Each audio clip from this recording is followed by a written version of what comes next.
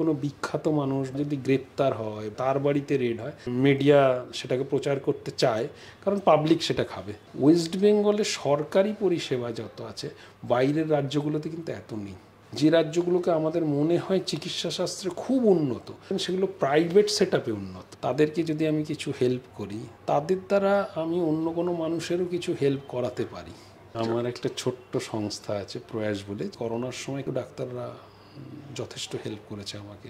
যারা ট্যাক্স দেয় তাদের সাথে রুড হলে তো হবে না, ফ্যামিলি থেকেই বোঝানো হয়েছে। নাহলে একটা শিশু স্কুলে গিয়ে কি করে বলবে আমি ইনকাম ট্যাক্স অফিসারের তখনও আমায় বলল, যখন তোমার ম্যাথস বা ফিজিক্স দেখানোর সময় ছিল তখন তো তুমি দেখাওনি। প্রথম এনজিওটাও কিন্তু বাংলা থেকে, একমাত্র দান যেখানে দাতা এবং গ্রহীতা কেউ কাউকে চেনে না।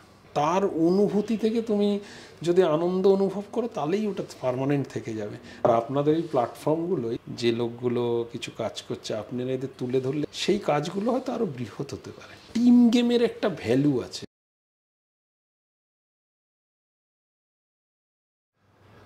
সমাজের কাজ দুরকমভাবে করা যায়। একটা হচ্ছে সিস্টেমের মধ্যে থেকে, আরেকটা হচ্ছে তার থেকেও আরেকটু এগিয়ে গিয়ে। সিস্টেমের মধ্যে থেকে কীরকমভাবে সরকারি চাকুরি হয়ে, আমলা হয়ে, পাবলিক সার্ভেন্ট হয়ে পাবলিকের সার্ভ করা যায়। আর তার থেকেও এগিয়ে এইটাতেই থেমে না থেকে আরও সোশ্যাল কজে নিজেকে নিযুক্ত করা যায়। এই যে শিক্ষাটা, এটা আমি পেয়েছি যার কাছে, আজকে তার সাথে দেখা করতে এসেছি। উনি ইনকাম ট্যাক্সের পদস্থ অফিসার, আমার খুবই কাছের, শ্যামল কুমার দাস। নমস্কার। নমস্কার। আচ্ছা, ভুলে যাওয়ার আগে, সবসময় ভুলে যাই তো, এর জন্য শুরু করার আগে আপনাকে কিছু জিনিস দেওয়ার আছে। একটা হচ্ছে, এটা আমি আমার যারাই ক্লোজ তাদেরকেই দিচ্ছি। কলকাতার যানবাহন পরিবহন ব্যবস্থা নিয়ে একটা বই লেখার চেষ্টা করেছি অশোক কুমার মুখোপাধ্যায় এবং আমি মিলে। উনি মুখ্যটা লিখেছেন, আমি একটু হেল্প করেছি এখনকার যে সিস্টেমে এই চ্যাপ্টারগুলো লিখে। এটা একদম টলি নালা কাটা থেকে এখনকার ইলেকট্রিক ভেহিকলস, যেটা ক্যাব সার্ভিস, তত অবধি পুরো একটার পর একটা কিভাবে এগিয়েছে সেটা লেখা আছে। তো সময় পেলে একটু পড়বেন, বলবেন কেমন লেখা। অবশ্যই পড়বো, পড়তে তো হবে। আর এইটা আমার বন্ধুর কোম্পানি, ওরা গাছের নির্যাস থেকে কিছু আয়ুর্বেদিক প্রোডাক্ট বানান। তারা আমাদের এই এপিসোডগুলো করারও কিছু সাহায্য করেন, আর গিফট পাঠান যাদের সাথে বসে আমরা গল্প করি। এটা রুম ফ্রেশনার মনে হয়, একটা ল্যাভেন্ডারের, একদম পুরো গাছের নির্যাস থেকে, বাইরের কোনো সিনথেটিক কেমিক্যাল দেওয়া নয়। আর এইটা হচ্ছে শীতকালে, আমি জানি না আপনার আছে কিনা, তবে গা হাত পায়ে ব্যথা করলে এই তেলটা খুব কাজে দেয় মাখলে। তো আপনার বন্ধুকেও আমার তরফ থেকে ধন্যবাদ জানাবেন এগুলো দেওয়ার জন্য। হ্যাঁ, কেমন লাগলো? ওদের কোম্পানির নাম হচ্ছে মণিপুরা আয়ুর্বেদা। আর দুটো ক্যাটালগও পাঠিয়ে দিয়েছে, আরও অনেক প্রোডাক্ট আছে, যখন সময় পাবেন দেখে নেবেন। আমি এগুলো ভিতরেই রাখি। ধন্যবাদ।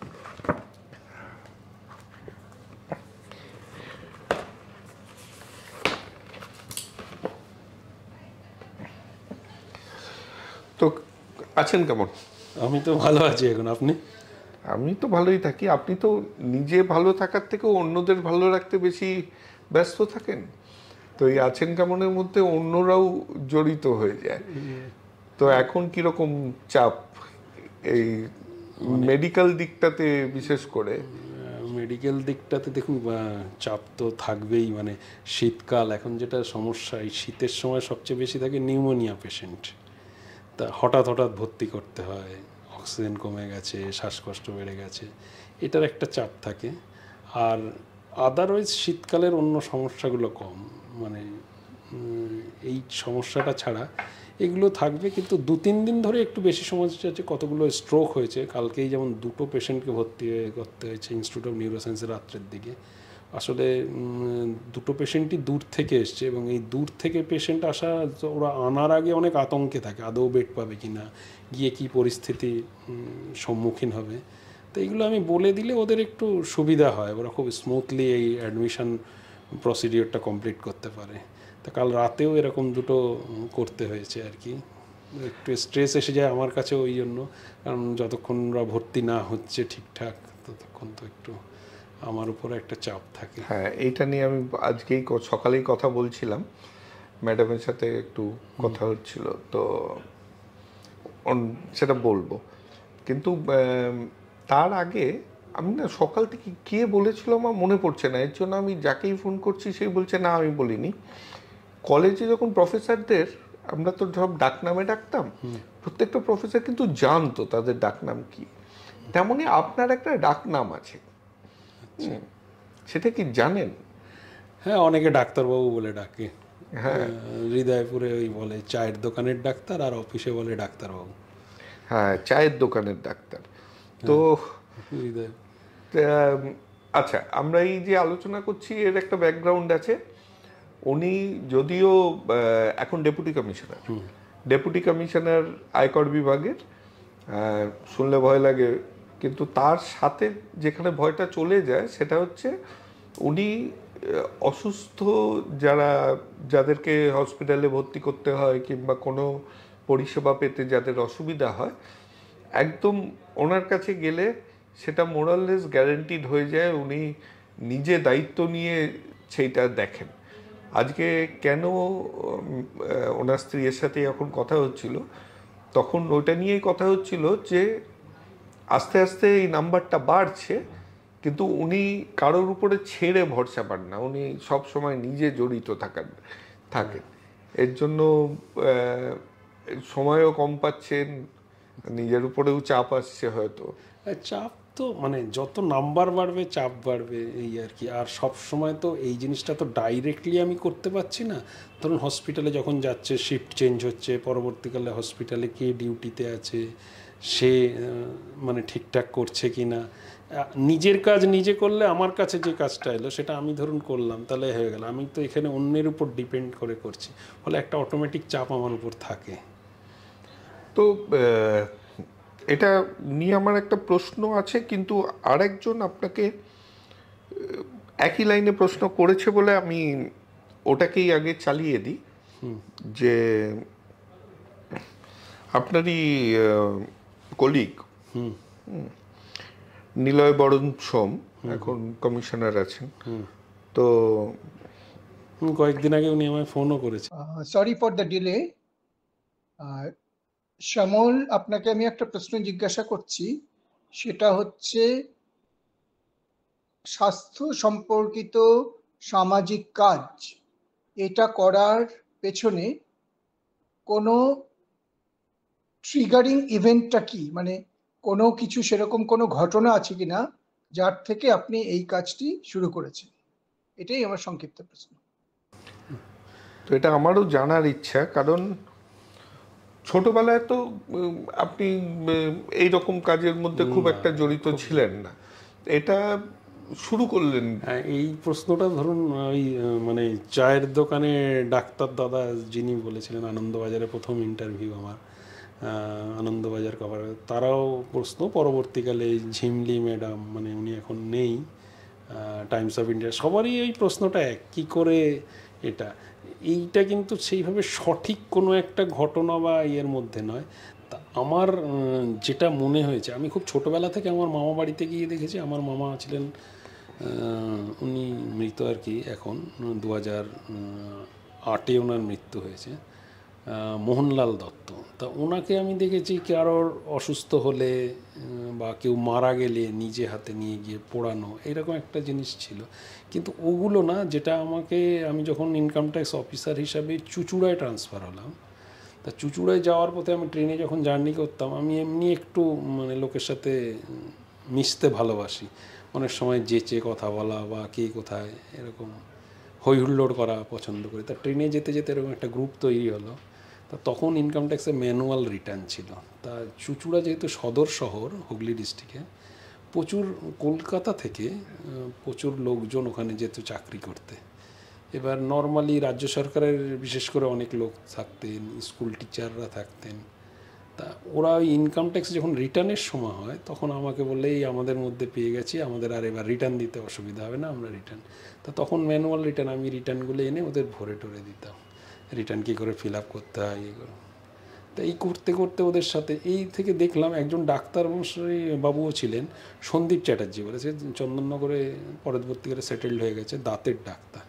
তা উনিও বলতে যাই তোমার কেউ থাকলে বলো, পাঠিয়ে দেবে আমাদের কাছে, আমি দেখে দেবো। তা আমাদের ওখানে ওই ডাক্তারবাবু একদিন আমার সাথে দেখা করতে এসেছিলেন। তা ওই লোকাল চন্দননগরের একজন ডিপিএল মানে ডেলি পেড লেবারের কাজ করে, সে বলল স্যার আমি এনার কাছে যাই, প্রচুর ভিড় হয়, আপনি একটু বলে দেবেন। তাই বললে হ্যাঁ বলে দেবো। তা ওনাকে যখন বলে দিলাম তখন উনি ও দেখিয়ে আসলো, দেখলো, বললো, এসে বললো স্যার প্রচুর লোক ছিল, যেই আপনার কথা বললাম আমাকে আগে ডেকে নিল, ইভেন আমার কাছ থেকে ফিজ নিল না। তা আমার মনে হয় কোথাও ব্যাক অফ মাইন্ডে এটা একটা মানে আমাকে একটা ভাবিয়েছিল যে যে আমি এত লোকের সাথে যদি আমি সম্পর্ক তৈরি করি, তাদেরকে যদি আমি কিছু হেল্প করি, তাহলে তাদের দ্বারা আমি অন্য কোনো মানুষেরও কিছু হেল্প করাতে পারি। তা এই থেকে একটা, এরপরে আমার আরও দু একজন ডাক্তার আমার পাড়ায়, ডক্টর এম.কে. নন্দী ছিল, বাচ্চাদের ডাক্তার। তা এদেরও আমি ওই সব একটু ইনকাম ট্যাক্সের রিটার্ন ভরে দিতাম আর কি, ফিল আপ করে জমা করে দিতাম, বা মহিলা হয়তো আমি নিজে গিয়ে জমা করিয়ে এলাম। এসব করতে গিয়ে কারোর কখনো দরকার হলে আমি ওনার সাজেশান নেওয়া বা ওনার কাছে পাঠানো, এই জিনিসগুলো থেকে আস্তে আস্তে আমার মধ্যে একটা ইয়ে করলো যে, আর পেশেন্ট যখন এসে দু একটা পেশেন্ট যখন তার অনুভূতির কথা বলল বা তার ভালো লাগার কথা বলল, ওই ভালো লাগাটা কোথাও আমাকে টাচ করে গেল। তা এই করতে করতে অবচেতন মনে কখন ঢুকে পড়েছে এই লাইনে। তারপর অবশ্যই ফাইট ক্যান্সার, সুবীর গাঙ্গুলি, এনআরএসে আমি যখন বাম্বুভিলায় পোস্টিং হলাম 2008 থেকে, অ্যাকচুয়ালি আমি চুঁচুড়ায় ছিলাম 2004-এ, তখনকার ঘটনা। আর 2008-এ আমি যখন আবার বাম্বুভিলায় পোস্টিং হলাম তখন আমার সাথে অনেক ডাক্তারের পরিচয় হয়। এনআরএসের অসিত রঞ্জন দেব প্রফেসর, ক্যান্সারের একটা বড় টিম, অসিত দা, সুবীর গাঙ্গুলি, রনে নাইচ। তা এদের সাথে প্রায় ওই অফিস যাওয়া আসার পথে একটু গল্প, চা খাওয়া এরকম ছিল। তারপরে যেখানে ক্যান্সার পেশেন্ট জানতে পারতাম ওখানে নিয়ে যেতাম নিজের সাথে করে। তখন তো বয়সটা আরও অনেক কম ছিল, অনেক বেশি পরিশ্রম করতে পারতাম। তার সাথে সাথে করে সকালবেলা এসে নিয়ে চলে যেতাম, নিয়ে গিয়ে অফিস যেতাম। এই করতে করতে ওদের যে অনুভূতি, ওদের যে ভালো লাগা, সেখান থেকে আমার মধ্যে একটা ভালো লাগার জন্ম নিয়েছে এবং সেইটাই আজকেও চালিয়ে যাচ্ছি। বাহ। আর তো শুধু তো দেখুন, আপনি যে কথাগুলো বললেন না, তার থেকে দুটো প্রশ্ন আসছে, একটা একটু হাস্যোচ্ছল আর একটা গম্ভীর। তো গম্ভীর যেহেতু আলোচনাটা হচ্ছে, একটু হাস্যোচ্ছলটা আগে সেরে নি, ওটা না পেটে বুদবুদের মতন চলতে থাকে না হলে। আপনি বললেন আপনি ডাক্তারদের আইটি রিটার্ন জমা দিতেন। ওই যারা চাকরি করতেন, শুধু ডাক্তারদের না, আমি যখন কিন্তু ডাক্তাররাও হ্যাঁ 2-4 জন ডাক্তার, ইনিশিয়ালি 2-4 জন ডাক্তার যারা আমার পরিচিত। তো ডাক্তারদের আইটি রিটার্ন মানে তো অনেক কিছু জানেন তাদের ইনকাম সম্বন্ধে। হ্যাঁ, তারা বেশিরভাগ ছিল স্যালারিড পিপল, যে কজন এরা প্রাইভেট প্র্যাকটিস খুব একটা করতো না। যারা প্রাইভেট, এবং যারা প্রাইভেট প্র্যাকটিস করতো তাদের আলাদা ট্যাক্স প্র্যাকটিশনার থাকতো। আচ্ছা, এবার এর মধ্যেও আপনাকে আমি বলছি, যারা প্রাইভেট প্র্যাকটিস করে বা যারা চাকরির সাথে প্যারালাল প্রাইভেট প্র্যাকটিস করে, তাদের যেমন থাকে, তারাও অনেক সময় কোনো একটা, এখনও স্টিল মানে কোনো একটা হয়তো তার প্র্যাকটিশনার কোনো সাজেশান দিল, তার মনে হচ্ছে না এটা সঠিক নাও হতে পারে, একবার শ্যামলকে একটু জেনে নিই, সেগুলো তারা পাঠায়, আজও পাঠায়। আমি শুধু মানে রসিদ সহ আর রসিদ ছাড়ার ব্যাপারটা তখনকার দিনে তো র্যাম্পেন্ট ছিল, এখন চলে গেছে অনেকখানি। হ্যাঁ, এখন তো সিস্টেমেটিক হয়ে গেছে, যত বেশি মানে আপনার থ্রু মানে ডিজিটাইজেশন হচ্ছে তত বেশি। আচ্ছা, এইটা নিয়ে আমার একটা প্রশ্ন আছে এবং আমি যতজনকে জিজ্ঞাসা করছি কেউ আমাকে খুব পরিষ্কারভাবে বলতে পারেনি। আমরা ঠিক করেছিলাম আমরা আপনার অফিস নিয়ে কথা বলবো না, কারণ এই সেশনটা সেটা নয়, কিন্তু জাস্ট জ্ঞান, কারণ আপনার জ্ঞানটা আমার থেকে বেশি, আপনি এই সিস্টেমের মধ্যে আছেন। আজকাল আগে কি শুনতাম ওর বাড়িতে ইনকাম ট্যাক্সের রেট পড়েছে, এখন সেটা খবরে দেখা যায় যে ইডি রেড হয়েছে। ইনকাম ট্যাক্স রেট অতখানি শোনা যায় না। তো দুটোর মধ্যে পার্থক্যটা কি? পার্থক্য ইনকাম ট্যাক্স রেট আজও হয়। এখন মিডিয়া, দেখুন মিডিয়া ইনকাম ট্যাক্স রেটে তো চট করে গ্রেপ্তার হয় না, অ্যারেস্ট হয় না। আপনাকে মিডিয়া খবরটা অনেক বেশি সাধারণ মানুষের কাছে পৌঁছাতে পারবে যদি কোনো বিখ্যাত মানুষ বা সমাজে তথাকথিত নাম করা মানুষ যাদের নামটা জানে তারা যদি গ্রেপ্তার হয় বা তাদেরকে যদি অ্যারেস্ট হয়, তার বাড়িতে রেড হয়, অনেক বেশি মিডিয়া সেটাকে প্রচার করতে চায়, কারণ পাবলিক সেটা খাবে। তা ইনকাম ট্যাক্স রেটের আজও হয়। ইনকাম ট্যাক্সের জুরিসডিকশন আলাদা, ইডির জুরিসডিকশন আলাদা। ইনকাম ট্যাক্স তার ইনকাম বহির্ভূত ইনকাম আছে কিনা সেটা নিয়ে, আর ইডি পার্টিকুলারলি বহির্ভূত ইনকামের সাথে সাথে মানি লন্ডারিংয়ের যে কেসগুলো সেগুলো পার্টিকুলারলি ওরা করে। তা ন্যাচারালি মানি লন্ডারিং এবং তার সাথে পিএমএলএ যে অ্যাক্ট আছে সেই অনুযায়ী তাদের গ্রেপ্তারের যে ক্ষমতা দেয়া আছে, ন্যাচারালি ওইটা অনেক বেশি স্ট্রঙ্গার দেন ইনকাম ট্যাক্স। যদি কোনো ফাইন্যান্সিয়াল মানে আপনার ফল্ট ধরতে হয় অনেক বেশি। আর ইনকাম ট্যাক্সের রেটগুলো হয় যেখানে income tax specifically pin pointed থাকে যে ইনকাম ট্যাক্স বহির্ভূত কোনো ইনকাম তাদের নজরে আসলো, সেইগুলো ইনকাম ট্যাক্স রেট হয়, আজও হচ্ছে। আচ্ছা, কারোর নাম যাতে না এসে যায় এর জন্য নিজের নামে, আমার কাছে অত পয়সা নেই তাও নিজের নামে করে বলছি, একটা এক্সাম্পল তো নিতে হবে ভালোভাবে বুঝতে। ধরুন আমার কাছে এতখানি টাকা আছে যে আমাকে একটা প্রপার্টিতে ইনভেস্ট করতে হলো, আমি বেনামি নামে সেই প্রপার্টিটা কিনলাম, তো এইটা তাহলে কোনটাতে পড়বে? না, ইনকাম ট্যাক্সের একটা বেনামি অ্যাক্ট, প্রপার্টি বেনামি অ্যাক্ট আছে ইনকাম ট্যাক্সের, 1988 যেটা, হ্যাঁ সেই সেকশনেও ইনকাম ট্যাক্সের একটা উইং আছে, সেখানেও আসতে পারে। এবার ইডি অনেকগুলো আছে যেখানটা আপনি খুব পার্থক্য করতে পারবেন না, সেখানে ইনকাম ট্যাক্সও রেট করতে পারে, সিবিআই করতে পারে, অ্যাজ ওয়েল অ্যাজ ইডিও করতে পারে। এটা ওইভাবে ভাগ করা খুব কঠিন। কিছু কিছু এরিয়া আছে, গ্রে এরিয়া, যেখানে তিনজনই যে কেউ। আর এটা কত বছর অবধি স্ট্যাটিউট থাকে যে এর পরে আমি শান্তি, আমার আর ওই রিটার্নটা নিয়ে আর টানবে না? কারণ আমাদের পক্ষে কাগজ মেনটেন করা তো রেডে তো 6 বছর ধরুন, লাস্ট 6 ইয়ার্স আপনাকে টানতে পারে। এই ছাড়াও অনেকগুলো ক্রাইটেরিয়া আছে যেগুলো আপনার ফরেন ইনভেস্টমেন্ট বা এগুলো, ওগুলোর জন্য আরো বেশি বছর। না, আমাদের বলছি আমাদের মতন ছোট ব্যবসাদার না, আপনার যারা মানে কাগজ মেনটেন করাটা খুব মুশকিল হয়ে যায় যাদের পক্ষে, তো তারা, আপনাদের জন্য 6 বছর, 6 বছরই। আচ্ছা, তো এবার আসি আপনার যেটা নিয়ে কথা হচ্ছিল সেটাতে। আপনি যে কাজটা করছেন সেটা খুব নোবেল, এটা নিয়ে কোনো দ্বিরুক্তি নেই, কিন্তু আমার চিরকালই এই প্রশ্নটা জেগেছে, এবং শুধু আপনাকে নিয়ে নয়, যে আমাদের এইখানে কি মেডিকেল কার্ড, আমি যখন বিদেশে ছিলাম তখন এই ব্যাপারটা কিন্তু দরকার পড়তো না যে ডাক্তারকে বলে দেওয়া, কারণ ওইখানে একটা এফিশিয়েন্ট সিস্টেমের মধ্যে দিয়ে চলতো পুরোটা। তো এইখানে কি আপনার মনে হয় যে সিস্টেমটাতে কোথাও খামতি আছে যেখানে আপনার মতো লোককে ইনভলভ হতে হচ্ছে যাতে পরিষেবাটা ভালো করে পায়? কারণ পরিষেবা তো এমনিতেই ভালো পাওয়ার কথা, এমনিতেই পাওয়ার কথা। তাহলে আপনাকে এখানে কেন দুটো জায়গা আছে।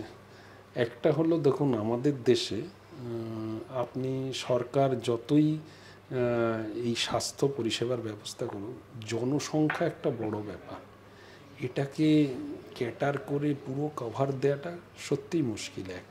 আর দ্বিতীয়, আমি যে কাজটা করি সেটা শুধুমাত্র ডাক্তারকে বলে দেয়া না, মানে মানুষটার এই রোগ নিয়ে এসছে, এই কমপ্লেন নিয়ে, সে কোন ডাক্তারের কাছে যাবে এটাও তাকে গাইড করা। সুতরাং ইনিশিয়ালি আমার ওর রিপোর্ট বা ওর যে কমপ্লেনগুলো শুনে আমি বলছি কয়েকজনকে আমি দেখেছি, মানে ইনফ্যাক্ট অ্যাঙ্কিওলাইজিং স্পন্ডিলাইটিস, এই রোগটার জন্য কিন্তু মানে সঠিক ডাক্তার হলো রিউমাটোলজিস্ট। এবার আপনি অনেককেই দেখবেন, এটা একটা অটোইমিউন ডিজিজ, তো অনেকেই দেখবেন অর্থোপেডিক দিয়েই কাজ চালিয়ে যাচ্ছে। এই যে আমার কাছে অনেকে এসছে ব্যথাটা কমছে না, এ হচ্ছে না, তখন আমি তাকে এই যে গাইড করা, বা ধরুন রিউমাটোলজিস্ট যাবে না, ফিজিক্যাল মেডিসিনে যাবে না, অর্থোপেডিকে যাবে, এই যে দোতনাগুলো, এইগুলো গাইড করে দেওয়াও একটা ব্যাপার। কিন্তু আবার আসছি, আর তার সাথে এটা কি অবশ্যই আপনার অর্থোপেডিকের বলে দেওয়ার কথা নয় যে এটা আমার সিলেবাস নয়, এটা রিউমাটোলজিস্টের এই কাছে ব্যাপারে আমি কোনো কমেন্টস করব না, কারণ অর্থোপেডিক রেগে যাবে। না, রাখবে না, এটা তাদের তো না, আমার সেটাই মনে হয়, কারণ পেশেন্ট তো জানার কথা নয়, এবং পেশেন্ট patient জানবে যদি না, জানে, আমি শুধু সেই প্রান্তিক পেশেন্টদের কথা বলছি না, হ্যাঁ, অনেক পেশেন্ট আমি বলছি, আমরা যারা গুগল করা পেশেন্ট তারা আরো ক্ষতি করি, কারণ আমরা কম জেনে বুঝি বেশি, এবং অনেক সময় মারাত্মক ভুলভাল ডাক্তারের করে ফেলি। এফিসিয়েন্সি নিয়েও কোশ্চেন করি, হ্যাঁ, বা মনে সন্দেহ জাগাই।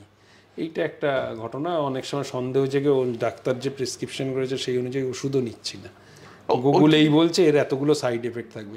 আপনি দেখবেন যে কোনো মেডিসিন, খুব হার্মলেস মেডিসিনেরও গুগল খুঁজবেন, দেখবেন 7টা সাইড এফেক্ট লেখা সেটা আছে। দিতে তারা বাধ্য, কারণ কোনো একজনের হয়েছে 1% বেরিয়েছিল। বেরিয়েছে। হ্যাঁ, তো ন্যাচারালি মানুষ অনেক সময় ওষুধ নেয় না। আর আরেকটা হলো, দেখুন অনেক সময় আমার যেহেতু কিছু বন্ধু ডাক্তার আছে, আমি হয়তো ভাবছি যে এই কেসটা অ্যাড্রেস করা উচিত তাকে দিয়ে, একজন প্রফেসরকে দিয়ে হসপিটালে। ওই জন্য আমি বলে দিলে সে হয়তো দেখলে, একজন প্রফেসরের পক্ষে তো 400 পেশেন্টকে একদিনে দেখা সম্ভব না। ওই জন্য অনেক সময় আমি একটু চিঠি লিখে দিলে বা ওনাদের বলে দিলে ওনারা দেখে। আমাদের যে সিস্টেম এই মুহূর্তে আছে, আমি আপনাকে এটাও বলছি, ওয়েস্ট বেঙ্গলে সরকারি পরিষেবা যত আছে বাইরের রাজ্যগুলোতে কিন্তু এত নেই, এবং খুব এফিশিয়েন্ট, খুব মানে সরকারি সেট আপ ওয়েস্ট বেঙ্গলে যেটা আছে, আপনি আমাদের পার্শ্ববর্তী রাজ্য বা যে রাজ্যগুলোকে আমাদের মনে হয় চিকিৎসা শাস্ত্রে খুব উন্নত, মনে রাখবেন সেগুলো প্রাইভেট সেট আপে উন্নত, সরকারি পরিষেবায় নয়।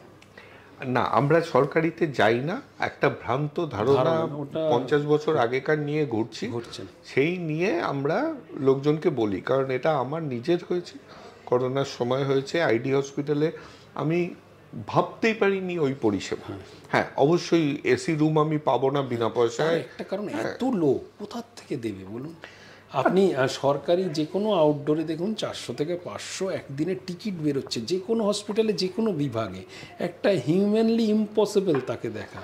পিজিতে তো আমি জানি না নম্বরটা ঠিক কিনা, 30,000 আমাকে বললো পিটিতে, সব মিলিয়ে একটা দিনে 30,000 হবেই, অতগুলো যেখানে এমসে 5-এরও কম। হ্যাঁ, ন্যাচারালি। আপনি আরও দেখুন, আমাদের যে আমি বলছি সাউথ বেসড যে হসপিটালগুলো, যেগুলো আমাদের ওয়েস্ট বেঙ্গলের লোক মুহুর্মুহুর ছুটছে, আপনি ভেবে আসুন, দেখে আসুন তো ওখানকার সরকারি সেট আপ, ওখানে একটা পিজি, একটা এনআরএস, একটা মেডিকেল কলেজ আছে কিনা, মানে এই লেভেলের পেশেন্ট ক্যাটার করছে কিনা। না, এটা তো অবশ্যই, এটা নিয়ে কোনো দ্বিরুক্তি নেই। এটা আমাদের মানে হয় না, নদীর এপার করে ছাড়িয়া নিঃশ্বাস, ওই পারে সর্বসুখ আমার বিশ্বাস, তো ওই রকম ব্যাপার। আমরা শুধু আমাদের পরিষেবাকে বলতে থাকি। আরেকটা জিনিস যেটা আমি দেখেছি, সেটা হচ্ছে আমার শরীর খারাপ, কিন্তু অত নয় যে আমাকে বেস্ট ডাক্তারকে দেখাতে, কিন্তু আমরা সব সময় বেস্ট ডাক্তারকে, যে মানে তার তো 24টা ঘন্টাই আছে, সে আরো সিরিয়াস গুলোকে দেখতে পারে। এবং এইটা আপনাকে বলছি, আমি যেহেতু এই বিভাগে আছি, ব্যুরোক্রেট যারা, তাদের মধ্যে এই ইয়েটা বেশি, যে ধরুন জ্বর হয়েছে সুকুমার মুখার্জিকে দেখাবো, পেট একটু ব্যথা করছে অশোকানন্দ কোনার বয়স গোয়েঙ্কাকে দেখাবো। এটা কিন্তু অনেক সময় আমার কাছেও এই রিকোয়েস্টগুলো আসে যে একটা অ্যাপয়েন্টমেন্ট করে দিন, নিয়ে চলুন। এইগুলো আমি তখন দেখেছি আননেসেসারি, যেটা আবার বিদেশে হাজার চাইলেও বিদেশে নরমাল মেডিসিন হয়ে আসতে হবে, জেনারেল মেডিসিনের থ্রু। তো এবার সিরিয়াস ওইগুলোতে আসি, যে করোনার সময় একটু ফাঁদেই ফেলি, আপনি এই অফিসে বসে আয়কর ভবনে বসে বলছি, সরকারি পরিসংখ্যান বলেছিল সেকেন্ড ফেজে অক্সিজেনের অভাবে কেউ মারা যায়নি। আপনি তো তখন দিন রাত এক করে আমার বেড খুঁজেছেন লোক। আমার একটা ছোট্ট সংস্থা আছে প্রয়াস বলে, যেটা আপনি শুনেছেন হৃদয় করে। আমি করোনার শুরুর মুহূর্তে কনসেন্ট্রেটর মেশিন আমি প্রথমে কোম্পানিকে দিয়ে ফিলিপসের 5,000 টাকা অ্যাডভান্স দিয়ে প্রায় দিন 15 পরে আমার কাছে এসে পৌঁছেছিল। 65,000 টাকা দিয়ে তখন কিনেছিলাম, যাতে সাধারণ। আপনাকে আরও বলে রাখছি, সেই মেশিনটা আজও আমার সংস্থায় ফেরেনি। মানে এক বাড়ির থেকে আরেক বাড়ি, এখন হয় হলো ওই নিউমোনিয়া কেসগুলো ঘুরে বেড়াচ্ছে এক বাড়ি থেকে। আর আমি কোনো চার্জ করি না, শুধু ওদের ওই মিনারেল ওয়াটার আর এই যেটা দিয়ে টানবে ওইটা ছাড়া ওরা ওদের মতো কিনে নেয়। মেশিনটাই প্রয়াসের, কিন্তু আজও ফেরেনি মেশিনটা। মানে সবাই এর বাড়ির থেকে ওর বাড়ি এখনও নিয়ে চলছে, যেহেতু ফ্রি অফ কস্ট আর কি। তা অক্সিজেনের অভাবে মারা গেছে তা না, অনেক সময় অক্সিজেনটা যখন দরকার, ধরুন মানুষ, আমি সেকেন্ড ওয়েভে পার্টিকুলারলি বলেছি, আমি কয়েকটা পেশেন্টকে দেখেছি যারা মানতে চাইছে না তার করোনা হয়েছে। এবার সেকেন্ড ওয়েভটা একটু খুব ডেডলি ছিল ফার্স্ট ওয়েভের তুলনায়। ফার্স্ট ওয়েভটা ছিল আতঙ্কের, আর সেকেন্ড ওয়েভটা ছিল রিয়েলি ডেডলি। তা আমি অনেককে জানি আমার পরিচিতর মধ্যে, আমি এমনও আছে আমি পাঠিয়েছি তার বাড়িতে সব কালেকশনের জন্য, সে আবার ফেরত দিয়ে দিয়েছে যে আশেপাশের বাড়ি জেনে যাবে, অথচ তার 7-10 দিন জ্বর নিয়ে ভুগছে। আপনি ভালো করে দেখবেন, যারা প্রথম দিন নোটিশে এনেছে জ্বর এবং সাথে সাথে টেস্ট করিয়েছে, তারা বেশিরভাগ বেঁচে গেছে, যদি না কোমরবিডিটি থাকে। ক্যান্সার ট্যান্সার এরকম থাকলে বা কিডনি পেশেন্ট, সেটা তো এমনি পারেনি জুঝতে। বাকি যারা মারা গেছে তারা দেখবেন এই অবহেলা করেছে, 6-7 দিন ধরে জ্বর, ট্রিটমেন্ট করায়নি বা নিজের মতো করে ট্রিটমেন্ট করেছে, টেস্টটা পর্যন্ত করায়নি। যখন ক্রাইসিস হয়েছে তখন হয়তো কোনো জায়গা থেকে অক্সিজেন পায়নি, সেটা ডিফারেন্ট ইস্যু। SpO2 কমছে, কিন্তু আরেকটু কমুক দেখি না, এখন পাবো কি না বেড, এইরকম। আপনাকে আমি বলছি, যারা ইনিশিয়ালি এটাকে নোটিসে এনেছে এবং করেছে, মানে ট্রিটমেন্টের মধ্যে ঢুকেছে, তারা অনেকেই কিন্তু বেঁচে ফিরেছে এবং অনেক বয়স্কও বেঁচে ফিরেছে। না, এটা আমি একদম নিজেও, তখন আমিও কয়েকজনকে সাহায্য করেছি। আমার নিজের বন্ধু, তার শ্বশুরমশাই SpO2 70, একটা বেড করে দে, তো তখন তো বেড পাওয়া যাচ্ছে না, অ্যাম্বুলেন্স পাওয়া যাচ্ছে না, বেড পাওয়া গেলেও অ্যাম্বুলেন্স পাওয়া যাচ্ছে না। তো আমি সে বলে রাখলাম, তো সোনারপুর থেকে বজবজে নিয়ে যেতে হবে তাকে। এত কিছু হওয়ার পরেও অ্যাম্বুলেন্স যিনি ওয়েট করে আমাকে বলছে, দাদা আমাকে তো বললো না কোথায় যেতে হবে। আমি আবার ফোন করলাম, বললো বাড়ির লোক বলছে আশেপাশে কোথাও হবে না। হ্যাঁ, মানে যার 70 SpO2, তার বজবজে কেন, তখন তো আশেপাশে কেন, তাকে তো ঢুকতেও দেবে না, ভিডিও কলে চলবে পুরো ব্যাপারটা। আশেপাশের দরকারটাই কিসের কোনো নেই, কিন্তু তার পরিষেবাই পেল না সে। কারণ বাড়ির লোকেরা আশেপাশে চাইছে। ওই তখন আর চয়েসের চাহিদাগুলো বড্ড বেশি অযৌক্তিক এবং বেশি। এবার আমি ওই করোনার সময় আমার অফিসও আমাকে আর কি ফার্স্ট কন্ট্যাক্ট পারসন বানিয়েছিল, করোনার এই প্রোটোকল ডিউটি বলতে পারেন। তা আমি সেই সময় সুযোগ পেয়েছি অনেককে কাজ করে দেওয়ার, শুধু আমার বিভাগের না, আমার বাইরেরও। এমনও আছে অক্সিজেন খুব পড়ে গেছে, একটা ইয়াং মেয়ে, সে মানে সুলেখা যাদবপুর ওখানে থাকেন, ওর বাবা কর্পোরেশনে চাকরি করতেন। একদিন হঠাৎ সন্ধ্যাবেলায় কাঁদতে কাঁদতে বললেন যে আমার মেয়ের কোনো জায়গার থেকে আমার নাম্বারটা কালেক্ট করেছে, তখন অক্সিজেন 62। তা রাতে রিকোয়েস্ট করে আমি ডিশানের যে CFO ছিল তাকে রিকোয়েস্ট করলাম, এই পেশেন্টটা একটু করে দেন, একদম ইয়াং, পাচ্ছেন না কোথাও। তা উনি অ্যাম্বুলেন্স পাঠিয়ে পেশেন্টটা কালেক্ট করে, কিন্তু 4 দিনের মাথায় মারা যায়, সেটা নিতে পারিনি। কারণ এই পেশেন্টগুলো না অনেকটা সময় বাড়িতে টাইম নষ্ট বলে না, ওরকম হয়ে গেছিলো। নাহলে এত ইয়াং পেশেন্ট, কোনো কোমরবিডিটি নেই, এর হওয়ার কথা। এর ফাইব্রোসিস হয়ে এসে গেছিলো, লাঙে জল জমে তার ফাইব্রোসিস এসে গেছে, এইগুলোতে রিকভারি করা খুব মুশকিল হয়ে গেছিলো। না, করোনার সময় কথা এছাড়া বলতে গেলে করোনার তো সময় আমি ব্যক্তিগতভাবে প্রচণ্ড হেল্প পেয়েছি রাজাধর বলে চেস্ট মেডিসিনের। যে আমি এমনও আছে পেশেন্ট অন্য জায়গায় ভর্তি আছে, সেখান থেকে ইমপ্রুভ হচ্ছে না, আমি ডক্টর রাজাধরকে বলেছি যে একটু প্লেট পাঠাচ্ছি, সে নিয়ে যাচ্ছে, সে উনি দেখে দিয়েছে, দেখে সাজেশন যা দেওয়ার দিয়েছে। আমি করোনার সময় কিন্তু প্রচুর ডাক্তারের হেল্প পেয়েছি, এত ডাক্তারের নাম হয়তো বলতে পারবো না, আমি অনেককে তাদের কনসালটেশন ওভার টেলিফোনে করিয়ে দিতে পেরেছি। এদের সাহায্য ছাড়া আমি এগুলো কিছু করতে না, পারতাম না। করোনার সময় সেটা বলতে হবে যে প্রচুর যে ডাক্তার একদম মানে সবাই হেল্প করেছে, এমন নয় যে খুব ভালো কোনো ডাক্তার আজকে যারা একটু রূঢ় ব্যবহার নর্মাল সময়, তারাও করোনার সময় ওইটাকে সরিয়ে রেখেছিল।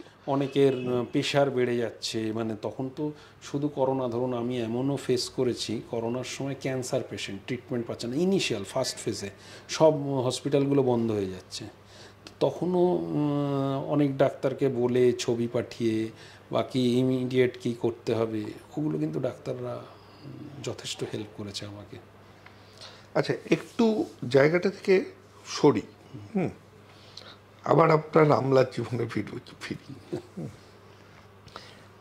নিজেকে নিয়ে উত্তরটা দেবেন না, অন্যদের, আপনার কলিগদের কথা। আমার যতখানি দেখেছি, অচেনা যারা যারা চেনা তারা তো অন্য, তারা আবার পুরোপুরি অন্য মানুষ। তারা একটা অদ্ভুত একটা মাস্কের পিছনে থাকেন, হাসেন না, আচ্ছা সব সময় এক্সপেক্ট করা হয় যে তাদেরকে স্যার বলে বলা হবে। আচ্ছা। তো এই এটা কি আপনাদের ট্রেনিংয়ে শেখানো হয় যে মানে এরকমই নেবে তাহলে? কারণ একদিক দিয়ে আমি যখন ভেবেছি তখন ভেবেছি হয়তো বা আমাদের যেহেতু জেনারেল লিটারেসি এত কম, এর জন্য একটা পাবলিক সার্ভেন্টকে দেখাতে হয় যে সে সার্ভেন্ট নয়, সে উপরে আছে, কিন্তু না হলে তার কথা কেউ শুনবে না। না, এটা সবসময় ওইভাবে নয়। আমি যে বিভাগটায় আছি, এই বিভাগটা তো এনফোর্সিং অথরিটি হিসাবে, তবে এখন আমাদের বিভাগ এনফোর্সিং অথরিটির সাথে সাথে সার্ভিস প্রোভাইডারেরও কাজ করে। আমরা ট্যাক্স কালেকশানে যারা পার্টিসিপেট করছে, মানে আমরা তো ট্যাক্স কালেকশানের একটা পার্ট নিই অনেকগুলো ট্যাক্স কালেকশানের মধ্যে, তা যারা ট্যাক্স দেয় এসএসি, ন্যাচারালি তারা এগিয়ে আসছে আমাদের দেশের উন্নতির জন্য, সুতরাং তাদের সাথে সবসময় তো আপনি হার্শ ব্যবহার বা রুড হলে তো হবে না। তারাই তো ট্যাক্স দিচ্ছে বলে দেশের আজকে এত উন্নতি হচ্ছে, ডেভেলপমেন্ট। সেটা হয় নাকি? না, হবে না কেন? কিন্তু এনফোর্সিং অথরিটি মানে কিছু কিছু জায়গায় আপনাকে হয়তো একটু গম্ভীর বা অন্যরকম অ্যাটিটিউড না দেখালে হয়তো তারা অনেক সময় মানে সঠিক তথ্য দেয় না। কিন্তু আদারওয়াইজ এখন তো সার্ভিস প্রোভাইডার বেশি, ইনকাম ট্যাক্স ডিপার্টমেন্ট এনফোর্সিং অথরিটির সাথে সাথে most of the party service প্রোভাইডারের কাজ করে, ফলে হাসি মুখেই সবাই। আর একটা তো আপনি জানেন, সোসাইটিতে ইন্ডিভিজুয়াল অনেকের ধরুন ইগো ডেভেলপ করে, সেটা তো শুধু মানে ব্যুরোক্র্যাটদের মধ্যে নয়, সমাজের সবার মধ্যেই সেটা সত্য। এটা তো ইন্ডিভিজুয়ালের উপর, কিছু লোক তো অ্যারোগেন্ট হয়। সেটা ঠিক আছে, কিন্তু দিনের শেষে মনে হয় যেন, এবং শুধু তারা নয়, তাদের যাদের ইমিডিয়েট ফ্যামিলি, তাদের মধ্যেও একটা, আমি আবার বলছি, নিজেকে এর থেকে বাইরে রাখবেন, কারণ আপনি একদম অন্য টাইপের, আমার অভিজ্ঞতা বলে। কিন্তু হতে পারে এগুলো অনেক সময় তো ধরুন তাদের সন্তানাদি, হ্যাঁ, আমি এটা শুনেছি অনেকে, আমারই মানে আমার বাচ্চার মুখেও শুনেছি, বাবা তোমাদের অফিসের এরকম একজন আছে। এখন দেখুন এগুলো তো ওই ফ্যামিলি থেকেই বোঝানো হয়েছে, নাহলে একটা শিশু স্কুলে গিয়ে কি করে বলবে আমি ইনকাম ট্যাক্স অফিসারের ইয়ে, এটা তো ন্যাচারালি ওই বাবা মার থেকেই আসে, কোথাও একটা বুস্ট আপ করে হয়তো তাদেরকে। তো আপনার তো এক মেয়ে, কি করছে এখন? ও এখন ডেলয়েটে চাকরি করছে, হায়দ্রাবাদে পোস্টিং। ও হায়দ্রাবাদ চলে গেছে? আচ্ছা, খুব ভালো। তো একদিকে অফিসের কাজ, যেটা খুবই দায়িত্বশীল একটা পজিশনে আছেন, সেকেন্ড চায়ের দোকানের ডাক্তারি, এটা আমার খুব ভালো লেগেছে, এর জন্য বারবার করে বলি। তারপরে আবার প্রয়াসের অন্য অন্য কাজ আছে, যেমন প্রয়াসের শিক্ষা একটা, সেটাতে আমি আসবো, কিন্তু আগে এই প্রশ্নটা, যে বাড়িতে সময় দেন? বাড়িতে ঠিক সময় যদি বলেন, সেই অর্থে আমি যখন অনেক দিন ধরেই ওই 8টা 10-15 নাগাদ বেরোনো আর 9:30টায় মানে বাড়ি ঢোকা। অদ্ভুতভাবে আমার মিসেস বা মেয়ে হয়তো বাধ্য হয়ে মেনেই নিয়েছে, এবং ওরাই সাপোর্টটা দিয়েছে বলে হয়তো আমি কন্টিনিউ করে যেতে, হয়তো বাধ্য হয়ে। হয়তো না, বাধ্য হই, কারণ মেয়ে তো এখন চলে গেছে, তার মানে হ্যাঁ, মেয়ে চলে গেছে এবং অন্যজন তো এখন পুরোপুরি একা। একা আছে। আমার একটা 4 পেয়ে ছেলেও আছে, তাকে নিয়ে একটা রয়েছে। একটা প্রশ্ন এসেছে, হ্যাঁ, এটা চালাই। হ্যাঁ, বাড়িতে সব থেকে মানে কার সাথে বেশি সময় কাটাতে ভালো লাগে? চিকু, আমি না রিমি? তো এই প্রশ্নটা এসেছে যে বাড়িতেও যখন থাকেন, তো উনি বলছিলেন যে এখন তাও একটু বেশি সময় কাটাচ্ছে কারণ গোল্ডেন রিট্রিভার চিকু এসেছে বলে, নাহলে আগে কাটাতো না। ওর সৌজন্যে আমরা একটু তাও বাড়িতে দেখতে পাচ্ছি। না, এটা সত্যি সত্যি কথা। এবং আমার প্রথম, আমি বলছি 2020-তে আমাকে প্রথম, আমার মেয়ে খুব একটা মানসিক ধাক্কা যদি বলেন, আসলে আমারও তো একটা রোল ছিল। আমি একজন মানুষ, আমার যেমন ধরুন সন্তান হিসাবে বাবা মায়ের প্রতি কর্তব্য, স্বামী হিসাবে স্ত্রীর প্রতি কর্তব্য, এবং বাবা হিসাবে সন্তানের প্রতি। কোথাও আমার স্বামী বা সন্তান হিসাবে যে কর্তব্যটা কোথাও একটু অবহেলিত হয়েছে, এটা আজকে আমি স্বীকার করতে দ্বিধা নেই আমার কোনো। কারণ আমার 20-তে আমার মেয়েকে যখন আমি একটা পড়ানো নিয়ে বলতে গেছিলাম, ও যদিও তখন ইংলিশের ছাত্রী, তা তখনও আমায় বলল, যখন তোমার ম্যাথস বা ফিজিক্স দেখানোর সময় ছিল তখন তো তুমি দেখাওনি, তুমি তখন বাইরের লোককে নিয়ে এত বেশি সারাক্ষণ ফোন আসছে, কিছু জিজ্ঞাসা করলে তুমি ইরিটেটেড হতে এবং মুখ করতে। তা তখন আমি ভয় পেতাম প্র্যাকটিক্যালি। তা একটা শিশু আমার কাছে যেতে ভয় পেত বাবার কাছে কিছু প্রশ্ন নিয়ে, এটা সেদিন হয়তো আগে বুঝতে পারিনি কোনো কারণে, বা এই রকম বাইরে অনেক লোক, তাদের ধরুন তাদেরকে কিছু করে দেওয়ার যে তাগিদ অনুভব করা, এই নিয়েই এত ব্যস্ত ছিলাম, এই দিকটা কোথাও অবহেলিত হয়েছে। সেই দিন আমি খুব মানসিক দিক দিয়ে কষ্ট পেয়েছি। যদিও ট্রেন মিস হয়ে গেছে, সে ট্রেন তো আর ধরার নেই এই জীবনে। বাকিটা করা যায়, জীবন তো এখনো এখনো অনেক লম্বা। হ্যাঁ, ওর শৈশব তো চলে গেছে। ও খুব সেদিনকে কান্নাকাটি করে বলেছিল সব বাচ্চারা সাথে বাবারা ফুটবল খেলেছে। আমার শনি রবি বেশিরভাগ সময় সত্যি কথা বলতে কি আইদার ক্যাম্প নালে রক্তদান এইগুলোর মধ্যেই কেটে গেছে। ওকে সত্যিই সময় দিতে পারিনি। আর এখন তো হায়দ্রাবাদেই থাকে। এইটা একটা আমার মাঝে মাঝে, যদিও এখন আর আমি ওইটা নিয়ে ভাবি না, কারণ এটা ভেবে আর কোনো ব্যাক করাতে পারবো না, পেছনটাকে তো আর টেনে আনা যায় না। কিন্তু আমি এখন যদি কেউ আসে, আমার এমনি আমার কলিগ বা সহকর্মী যখন বলে স্যার আমি ছুটি নেব, আমার এই পরীক্ষা আছে, আমি বলে দিই হ্যাঁ আগে ওটা করো। এইটা একটা হয়েছে। আমি সবাইকে বরং এনকারেজ করি, তোমার ছেলেমেয়ের পড়া থাকলে ওগুলো মন দিয়ে করো, বা এইগুলো দায়িত্বগুলো করো। এই দুটোতে আপনি যেটা শোনালেন বা আমার মিসেসের বক্তব্য সঠিক। এবং আমি উল্টোটা ভেবে নিই পজিটিভভাবে, যে ওরা হেল্প করেছে বলেই আমি এই কাজগুলো আজও চালিয়ে যেতে পারি। ওরা যদি সত্যি সেইভাবে প্রতিবাদ করতো বা অসহযোগিতা করতো, তাহলে তো আজকে আপনিও আসতেন না আমার ইন্টারভিউ নিতে, আমার সাথে কথা বলতে। তখন অন্য কারণে আসতাম হয়তো। পিতা হিসেবেও তো যথেষ্ট সফল, মানে আপনার মেয়ে তো ডেলয়েটে চাকরি করছে, মানে যথেষ্ট উপরে। সে ঠিক আছে, কিন্তু ওই আরও কিছু আনুষঙ্গিক থাকে তো। শুধুমাত্র কেউ ভালো চাকরি করছে বা পয়সা ইনকাম করছে, আমি এটাকে ভাবি অ্যাচিভার। হ্যাঁ, তাদের একটু তাদের মনের ইচ্ছাটা তো আমি জানি হ্যাঁ, না। মনের ইচ্ছা, কিন্তু তার বাইরেও জীবন অনেক বড়। অনেকে বলে ওর ছেলে এই আইআইটি থেকে এই বেরিয়ে গেছে, তা ওগুলোও যেমন সত্য, আবার একটা ভালো মানুষ, একটা সাধারণ মানুষের সাথে মিলেমিশে থাকা।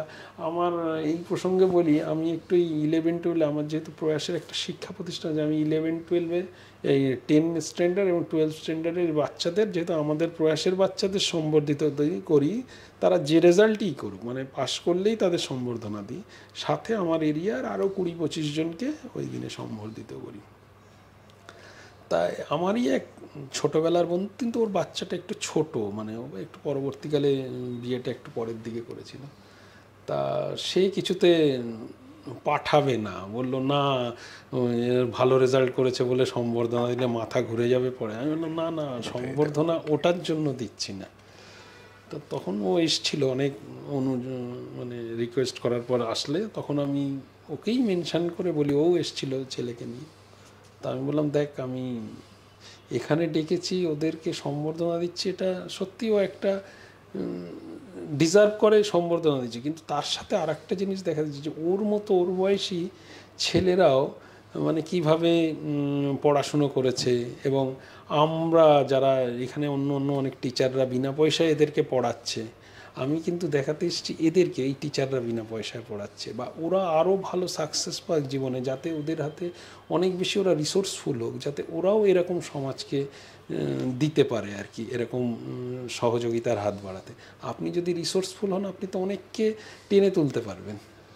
এটা এটা একটা খুব ভালো জিনিস করছেন, কারণ আপনার সাথে এই কথাগুলো অনেকগুলো আমার জীবনের সাথে হচ্ছে, কারণ পড়াশোনায় আমি নেহাত বন্ধু ছিলাম না। না না, সে তো বুঝতেই, আইআইটির লোক। এবার একটা অদ্ভুত নিয়ম ছিল তখন, আমি জানি না আমার পাড়ায় না কলকাতা, আমার পাড়ায় একটা বড় ক্লাব আছে, তারা সম্বর্ধনা দিত এইরকম যে, কিন্তু শুধু ওয়েস্ট বেঙ্গল বোর্ডের যারা পাস করতো তাদের সবাইকেই। হ্যাঁ, এইটা যে করছেন না, এটা দারুণ। মানে আমি যে কোনো পরীক্ষায় তখন 10% করে আইসিএসসি থেকে কেটে নেওয়া রিডিউস করা হতো না, তো যেটা কোর্ট তারপর বললো বেআইনি, কিন্তু সেই কেটে নিয়েও আমার পাড়ায় যারা সবচেয়ে বেশি পেত তাদের থেকে বেশি পেতাম, কিন্তু আমাকে কোনোদিন একটা বই পর্যন্ত হাতে তুলে দেয়নি। তারা আজকে আসে, যে সাহায্য চায়, অনেক কিছু তাদেরকে করি, কিন্তু এই ক্ষোভটা কিন্তু রয়েই গেছে। ছোটবেলার এই ক্ষোভগুলো না, এগুলো কখনো যাওয়ার নয়। তো এই যে আপনি সবাইকে একদম দিচ্ছেন, এটা খুব ভালো কাজ করছেন দিয়ে, মানে ওদেরকেও আমি উৎসাহিত করি যে তোমরাও ভবিষ্যতে বড় হও, তোমরাও সমাজের কথা একটু ভাবো। হ্যাঁ, এইটাতে মানে ক্ষোভ জন্মালে তো হবে না, কিন্তু এইটাতে একটা মানে সবাই নির্বিশেষে একসাথে, কারণ এবার আমি যেগুলো বেঙ্গলি মিডিয়াম তাদেরকে বাংলা বই দিই, হ্যাঁ, আবার যারা ইংলিশ মিডিয়াম তাদের জন্য আমি ইংরাজি বই কিনে আনি, এনে তাদেরকে দিই। ওইভাবেই আমরা করি।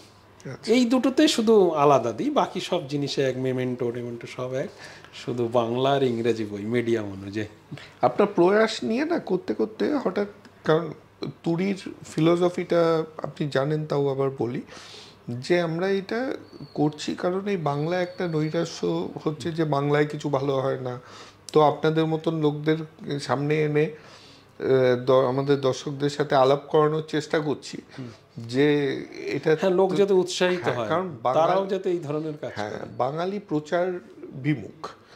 আমি যাকেই বলি আবার কেন এইটাই শুধু হয় যে ঠিক আছে, বলার কি দরকার, হ্যাঁ, এটাতে যে কতজন আরো মোটিভেটেড ফিল করে, তো সেটাতেই প্রয়াস নিয়ে আমি দেখে যে ইন্ডিয়ার প্রথম এনজিও কি, এটা জানেন? ইন্ডিয়ার প্রথম এনজিও কোনটা?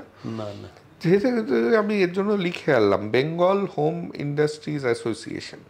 প্রথম NGO, founded in 1917 by Shri Gaganendranath Thakur. এটা আর্টিস্ট আর ভিভারদের, কলকাতা হ্যান্ডলুম ইন্ডাস্ট্রির, তাদেরকে প্রমোট করার জন্য হয়েছিল। তার মানে এটাও জানা ছিল না যে বাংলা থেকে প্রথম এনজিওটাও কিন্তু বাংলা থেকে, মানে সবকিছুই দেশে অনেক জিনিসই দেখা যাবে বাংলা থেকে। পায়োনিয়ার ছিল একটা সময় তো বাংলা। এই গর্বটা আমাদের হারিয়ে গেলে চলবে না। এটা এর সাথে সাথে যেটা একটু খারাপ দিকে বলবো না, একটু কনসার্ন হয়, যেটা আপনার থেকে জানতে চাইবো। আপনি ফেসবুক করেন রেগুলার? আমি রেগুলার বেসিস থাকি না, খুব একটা। এই রিল টিল দেখেন? হ্যাঁ হ্যাঁ। তাতে দেখবেন আজকাল সবাই না খুব মেডিকেল অ্যাডভাইস দিচ্ছে, হ্যাঁ মানে ঠিক ভুল নির্বিশেষে জ্ঞান দিয়ে যাচ্ছে। তাতে জিজ্ঞাসা করলে যে তুমি কে ভাই, তাহলে হয়তো দেখা যাবে, আমি বলছি না যে বিকম পড়লে সে মেডিকেল জানবে না, কিন্তু সে ডাক্তারদের খারাপ বলে নিজে যে অ্যাডভাইসটা দিচ্ছে সেটা ভালো দিলে আমার আপত্তি আছে, সেটা সাথে করুক। ভালো লাইফস্টাইল সবসময়ই ভালো, কিন্তু তোমাদেরকে এই করে ডাক্তার রোজগারের জন্য এটা করছে, তো ওটা না করে তুমি এই করলে তোমার ডায়াবেটিস সেরে যাবে, ব্লাড প্রেশার সেরে যাবে, এই কথাগুলোতে, কারণ তাদের কোনো মানে রেগুলেটরি অথরিটি নেই, যে যা খুশি বলছে। তো এইটা নিয়ে আপনার মতটা জানার ইচ্ছা আছে। অ্যাকচুয়ালি দেখুন, যে কোনো মানে সিস্টেমের বাইরে গিয়ে যদি কেউ কিছু করতে হয়, তার এফিকেসি জানার জন্য একটা সময় মিনিমাম দিতে হয়। ধরুন আপনি একটা কোনো চেঞ্জেস আনতে চাইছেন, কিন্তু সেই চেঞ্জেসটা তো দুদিনে হবে না, সেই চেঞ্জেসের রেজাল্টের জন্য আপনাকে অপেক্ষা করতে হয়। ন্যাচারালি এরা এই রেজাল্টের অপেক্ষা না করে সাময়িকভাবে কিছু বলতে চায়, এবং আপনি দেখবেন যে অনেক সময় এই গাছের ফল খেলে ওই গেলে হয়তো আংশিক সত্য, কিন্তু তার সাথে যদি রেগুলার বেসিস পার্টিকুলারলি সুগার এবং প্রেশারের ওষুধ যদি অফ করে দেয়, তাহলে একটা মানে এটা তো সায়েন্টিফিক, যে সায়েন্টিফিক্যালি প্রুফ তা তো নয়। এবার আপনি সুগার বা প্রেশারের ওষুধ ছেড়ে দিয়ে যদি এদিকে বেশি লক্ষ্য দেন, তারপরে অটোমেটিক্যালি কখনো দেখা যাবে না আপনার কোনো যে মেন অর্গান, পার্টিকুলারলি কিডনি, তার উপর একটা ইম্প্যাক্ট পড়তে পারে। ওই জন্য আমার ধারণা, যেটাকে মার্কেটে মানে আমাদের ডাক্তার মহলে যেটা এস্টাবলিশড নয়, সেসবে না যাওয়াই ভালো। যদি কেউ সুগার প্রেশার হয়ে থাকে, অ্যাটলিস্ট হয়তো জীবন নিয়ে রিস্ক না নেওয়া, নিজে গিনিপিক হওয়ার। লটারিটা জীবন নিয়ে নয়, না নিজেকে গিনিপিক বানানোর কোনো মানে হয় না। সেটাই তো। এই আপনাদের এই জিনিসটা, কারণ এটা আমি কেন জিজ্ঞাসা করছি, কারণ আমি একটা এরকম মেডিকেল এনজিওর সাথে জড়িত ছিলাম। তাই সেখানে আমরা একটা মেডিকেল সেন্টার ছিল, ওষুধ যেগুলো পেতাম আমরা ফ্রিতে ডিস্ট্রিবিউট করতাম, কিন্তু ডাক্তার প্রেসক্রাইবড ওই। তো তার কেয়ারটেকারের কাছে, এটা প্রত্যন্ত গ্রামে সুন্দরবনের দিকে, কেয়ারটেকারের কাছে চাবি থাকতো। তো আমরা ক্যাম্পে যেতাম, এবং একদিন চায়ের দোকানে বসে শুনছি, হ্যাঁ, ওই ছেলেটার নাম নিয়ে, ধরে নিন তার নাম সেলিম, হ্যাঁ, সেলিম ডাক্তার এই ওষুধটা দিয়েছে। হ্যাঁ, কী ওষুধ দিয়েছে দেখি, ঠিক আছে, সেই ওষুধে প্যান্টোপ্রাজল দিয়েছিল, খুব একটা অসুবিধা ছিল না, কিন্তু সে তো অন্য কিছু ওষুধ দিয়ে মানুষ মারতেও পারতো। তো এই যে প্রয়াসে আপনার সাথে যারা কাজ করছে, সেটা কিছুভাবে কন্ট্রোলে রাখার চেষ্টা করছে? আমরা ওষুধটা ওইভাবে দিই না, আমরা করি কি, এবং আপনাকে খুব ভালো প্রশ্ন করেছেন। আমি জানি না, আমি মেডিকেল বায়োকেমিস্ট্রির লোক নয়, আমি জানি যে অনেক জায়গায় আমাদের রাজ্যে অনেক জায়গায় খুব সস্তার কিছু ওষুধ পাওয়া যায়। এবার জেনেরিক নেম তাদের হয়তো এক, ওষুধগুলো সস্তা, কিন্তু আমার দু একজন ডাক্তার বন্ধু, আমি তাদের নাম উল্লেখ করব না, তাদের কাছ থেকে আমি যেটুকু খবর জোগাড় করেছি তাতে দেখেছি যে তাদের ওই ওষুধগুলোর যে রেজাল্ট, ডিজায়ার্ড রেজাল্ট যা পাওয়ার কথা, সেটা আসছে না সেই ওষুধগুলোতে পার্টিকুলারলি। ন্যাচারালি আমার কাছে যদি কখনো ওষুধ কিনতে প্রয়াসে রেগুলার বেসিসেই আসে, কিছু না কিছু ওষুধ দিতে হয় তাদের। আমি কিন্তু যেখান থেকে আমার ওষুধ বা আমার বন্ধু বা প্রয়াসের লোকরা ওষুধ কেনে, আমরা সেই দোকানকেই বলে দিই যে ওষুধগুলো তুমি ওই প্রেসক্রিপশান নিয়ে আমরা লিখে দিলাম, ওরা ওখান থেকেই ওষুধটা কেনে, পরে আমরা বিল দিই। আমরা কিন্তু ভুলেও তাদেরকে ওই 70% ডিসকাউন্টের ওষুধ দিই না, কারণ আমি যেটা আমার জীবনে যেটা আমি অ্যাপ্লাই করব না, একটা মানুষ অসহায় বলে আমি তাকে অন্যটা দেবো, এটা আমি করি না। আর একটা আপনাকে বলে রাখি, অনেক সংস্থা এনজিও এখন দেখবেন খুব ছবি তোলে। আমি আপনাকে বলছি, করোনার সময় আমরা প্রচুর মানে প্রয়াসের তরফ থেকে আমি খুব মানে স্ট্রিক্ট এই ব্যাপারে, কোনো লোককে কিছু দিয়ে তার ছবি তোলা যাবে না। কারণ আমি একটা লোকের সারা জীবনের দায়ভার নিচ্ছি না। আমি করোনার সময় প্রচুর লোককে ধরুন নর্মাল যে চাল ডাল ডিম যেগুলো মিনিমাম, ডিম ফিম তখন তো খেতে বলতো ডাক্তার, বা ধরুন বিস্কুট আটা যতটুকু হয়, যতটা একটা লোকের অন্তত 8-10 দিন চলে, এরকমভাবে আমরা পালা করে করে দিয়েছি। কিন্তু আমি দেখেছি তখন অনেক সংস্থা 4 জনকে দিচ্ছে তো 40 জায়গায় তাদের ছবি পোস্ট করছে। আমি এটার বিরোধী এই কারণে আমি অনেককে ডেকে বলেছি, ভাই তুমি যে লোকটাকে দিচ্ছ সেই লোকটা আজকে পরিস্থিতির শিকার হয়ে হয়তো দুটো খাদ্যের জন্য এসছে, তুমি তাকে লোক সমাজে এরকম দেখানোর কোনো মানে হয় না। এইটায় কিন্তু আমি খুব বিরোধী। আপনার এই প্ল্যাটফর্ম থেকেই আমি বলতে চাই, রিসিপিয়েন্টের ছবি যাতে না দেয়া হয়, এইটা আমার অনুরোধ আর কি। সবাই আপনি অনেক ভালো কাজ করছেন, কিন্তু এই কথাটা শোনার পরে আপনার সাথে একবার হাত মেলাই, কারণ এটা একটা দারুণ জিনিস বললেন। আমি অনেক রক্তদান, যার জন্য আমি বলি ওই ক্যাম্পে যে রক্তদান হয়, আমি যেটা 12 তারিখে আমার প্রয়াসের হলো 109 জন রক্ত দিল, এই ক্যাম্পের রক্তদানকে অনেকে বলে মহৎ দান। আমাকে একবার আমি আজ থেকে প্রায় 8-9 বছর আগে একটা মঞ্চে এরকম আমাকে অতিথি হিসেবে নিই, তখন আমি প্রশ্ন করেছিলাম মহৎ দান কেন বলে আপনাদের কি ইয়ে, তাকে কেউ বললো না রক্ত দেয়া দান শরীর থেকে। আমি তখন তাদেরকে বলেছিলাম এই রক্ত আজও বলি মহৎ দান এই কারণে আমার কাছে যেটা মনে হয়েছে, একমাত্র দান যেখানে দাতা এবং গ্রহীতা কেউ কাউকে চেনে না, দাতার অহংবোধ আর গ্রহীতার কুণ্ঠাবোধ এখানে অনুপস্থিত। এই জন্য আর দ্বিতীয় একটা ডিস্ট্যান্ট রিলেটিভ তৈরি হচ্ছে, আপনার অজান্তেই আপনার রক্ত আরেকজনের দেহে বইছে, আপনার একটা রিলেশন তৈরি হচ্ছে। আমি এইভাবে দেখি, কারণ একটা মানুষের একটা অসহায়তা যে কোনো পরিস্থিতির শিকার হতে পারে, সেই পরিস্থিতির শিকারে আপনি কারোর কাছ থেকে কোনো রকম অ্যাসিস্ট্যান্স নিলেন, কিন্তু সেটাকে নিয়ে যদি আপনাদের ধরুন আপনার তো লজ্জা লাগবে যে আমি কারোর হাত থেকে কিছু নিচ্ছি, সেই যখন ছবিটা দেখছে, দেখুন দাতার ছবি তোলাতে আমার কোনো অসুবিধা হয় না, কিন্তু গ্রহীতাকে কারণ দাতাকে দেখে অনেকে হয়তো ইন্সপায়ার্ড হতে পারে, ইন্সপায়ার্ড হবে, সেটার একটা পজিটিভ দিক আছে। এটা এই বলে দিই, মানে পিতা হিসেবে মাঝে মাঝে গর্ব হয় তো এইরকমই একটা মানে স্লাম এরিয়ায় আমার ছেলে বলেছিলেন, হ্যাঁ, তো ওইখানে গিয়েছিল, তো তখন এই ছবি তোলা নিয়ে ও বলেছিল যে না মানে যে আমি যে দিচ্ছি সেটা তুলতে বই দিচ্ছি এটা আমার, এবং ওটা ওর পয়সা থেকে আমি দিইনি, ওর পকেট মানি থেকেই দিয়েছে, আমি এই আশায় দিচ্ছি যে কোনোদিন বড় হবে, আর ও তখন যদি বড় কোনো অফিসার হয় তখন ও এই ছবিটা ঘুরছে কিনা সেটা নিয়ে ও যদি কমফোর্টেবল হয় ও তখন প্রকাশ করুক, কিন্তু এখন ও নেবে না। এইটা করতে সেই এনজিও খুব রাগারাগি, আপনার ছেলে বেশি পেকে গেছে, বেশি পেকে গেছে, আমার কিছু করার নেই, কারণ এটা আমি তো মানি পুরোপুরি যে একজনকে 2 পয়সার কিছু দিয়ে তার ছবিটা ডিজিটাল মিডিয়া থেকে তো যায় না, এটা থেকে দেখানো ডিজিটাল ফুটপ্রিন্ট সবসময় থেকে যায়। সে একটা কোম্পানির এমডি হলো, তাকে দেখালো যে সে বস্তি থেকে কোনোদিন একটা জামা কাপড় সে প্রচার করতে পারে, দেখো আমি এখান থেকে উঠে আসতে পারি অন্যকে ইন্সপায়ার করার জন্য, হ্যাঁ সেটা আমরা করতে পারি না। এটা দারুণ কথা বললেন।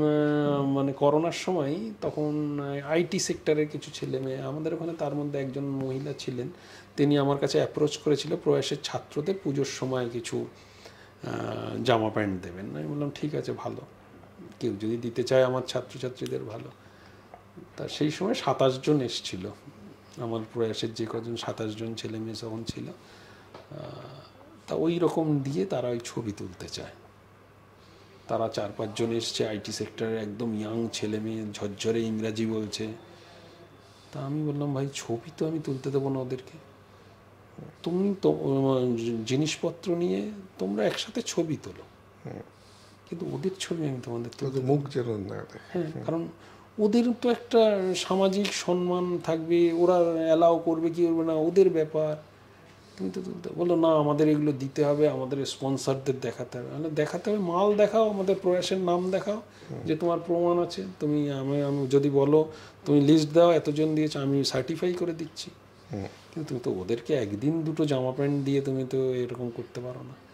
তা আমি এগুলো চেষ্টা করি যতটা পারি খুব ভালো মেনটেন করেন। করার। হ্যাঁ, অনেকেই আমাকে বলে আসলে এখন সমস্যা হয়েছে জানেন তো, ফেসবুক বা হোয়াটসঅ্যাপে কতগুলো বুড়ো আঙুল উঠলো, এটা থেকে আনন্দ পাই। আমি অনেককেই বলি, ধরুন আমি তো প্রায় 16-17 বছর এই লাইনে রয়েছি, যে প্রত্যেকটা কাজের মাধ্যমে যে রেসিপিয়েন্ট তার অনুভূতি থেকে তুমি যদি আনন্দ অনুভব করো তাহলেই ওটা পার্মানেন্ট থেকে যাবে। নাহলে ফেসবুকে তো কে কতগুলো লাইক করলো সেটা আপনি তো ডিপেন্ড করছেন তার উপর। আপনি আনন্দটা পাচ্ছেন ফেসবুকের ছবি থেকে কজন লাইক করলো, তো ওটা তো তোমার আর কি, সে তার চয়েস, সে তোমার ছবি লাইক করবে কি করবে না। আচ্ছা, এই যে আপনি যদিও বললেন কোনো রকম ডিসক্রিমিনেশন করেন না, এটাও আমি মানে আমার একটু মাঝে মাঝে লাগে যে চাইল্ড লেভেলে আমরা জেন্ডার বেসড স্কিম বের করি। একটা চাইল্ড তো চাইল্ডের এডুকেশন হোক, নারিশমেন্ট হোক, সেইখানে গার্ল চাইল্ডের প্রতি একটু বেশি নজর দেওয়া হয়। কিন্তু যারা এই স্কিমের আওতায় পড়ে সেখানে কিন্তু গার্ল বয় দুজনেই সমান এক চোখে দেখা উচিত, সমান মানে সাফার করছে। তো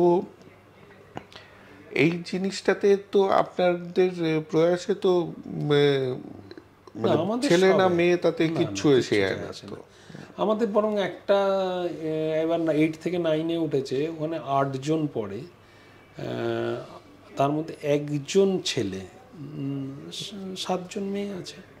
আবার 12-এ যারা এবার 12 দেবে সেখানে আবার অলমোস্ট সমান, 4 জন ছেলে 3 জন মেয়ে, এরকম ওটা কোনো ইয়ে নেই।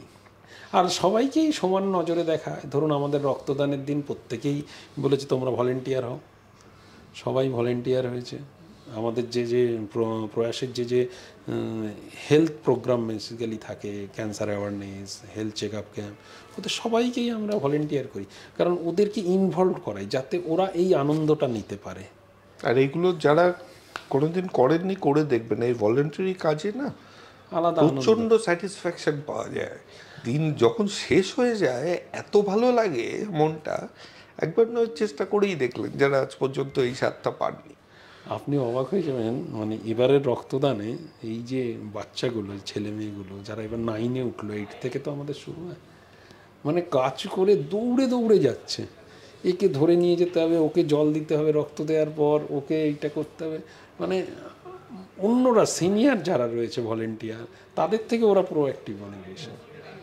এই আমাদের বিয়ে বাড়িতে লেবু দেওয়ার মতো পরিবেশ আগেকার দিনে সেই বাচ্চা লেবু দেবে।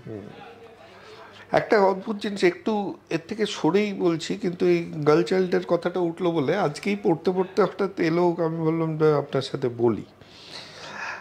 একটা অদ্ভুত প্রথা, আমি জানি না আপনি জানেন কি না, যেখানে মধ্যপ্রদেশে শিবপুরি বলে একটা জায়গা আছে, সেখানে দাদি চা, আমি হয়তো উচ্চারণটাও ঠিক করছি না কারণ পড়েছি তো হিন্দিতে, মানে লেখা ছিল, একটা গ্রাম প্রথা আছে শিবপুরা গ্রামটাতে, যেখানে নাকি ইয়ারলি কন্ট্রাক্টে বউ রেন্টাল পাওয়া যায়। আচ্ছা, এবং সে বিড করা হয় এবং সেখানে একদম 10 থেকে 100 টাকা স্ট্যাম্প পেপারে রেন্টাল এগ্রিমেন্ট হয়ে লিগালি বউ রেন্টে নেওয়া হয়। এবং সেই 1 বছর পরে যদি আবার রিনিউ করতে হয় তাহলে আবার কন্ট্রাক্ট রিনিউ করতে হয়, এবং এর মধ্যে যদি ওই মেয়েটা ছেড়ে বেরোতে চায় তাকে ওই পয়সাটা রিফান্ড করে বেরোতে হবে। এরকম একটা ফুল রেন্টাল প্রসেস মানুষ নিয়ে হচ্ছে। এবং এটা নিয়ে আমার একটু পড়াশোনা করার, কারণ এটাও তো হিউম্যান ট্রাফিকিং টাইপেরই শুনে মনে হচ্ছে। ট্রাফিকিং এর থেকে ওটা একটা সামাজিক লজ্জা আমাদের। হ্যাঁ, আমাদের দেশ যেখানে ধরুন এগিয়ে চলছে বলছে, সেখানে দাঁড়িয়ে এটা সত্যি লজ্জা, বিশেষ করে এই শতকে দাঁড়িয়ে যেখানে, এবং নিশ্চয়ই খবরে এসছে, মানে এবং খবর অ্যাজ ইন অক্টোবর 2024 আচ্ছা 24-এর খবর, মানে 3 এতদিনে মাস আগেকার খবর। নিশ্চয়ই কারেক্টিভ মেজার নেওয়া উচিত। না হলেও সামাজিক দিক দিয়ে ওখানে কোনো আন্দোলন দানা বাঁধা উচিত এর বিরুদ্ধে, কারণ এটা তো মানে অত্যাচার এক ধরনের, একজন মহিলাদের উপর তার ইচ্ছা অনিচ্ছা। এবং সেখানে নাকি এক জায়গায় তিনি হয়তো এগিয়ে গিয়েছেন, অন্যরাও লেখেনি যে ওইখানে মাইনার টাইনার কিচ্ছু দেখা হয় না নাকি, 15 থেকে 18 ডিমান্ড নাকি সবচেয়ে বেশি। হ্যাঁ, তো এটা কিভাবে অ্যালাউড হচ্ছে সেটাই বোঝা যাচ্ছে না। পাশবিক একটা চরিত্রের রিফ্লেকশন। ভাবলাম আপনার সাথে এটা শেয়ার করি, আমাদের দর্শকরাও জানুন। হ্যাঁ, যে এবং তাদের মতামত দিতেই পারেন আমাদেরকে। তো কেমন লাগলো আলোচনা?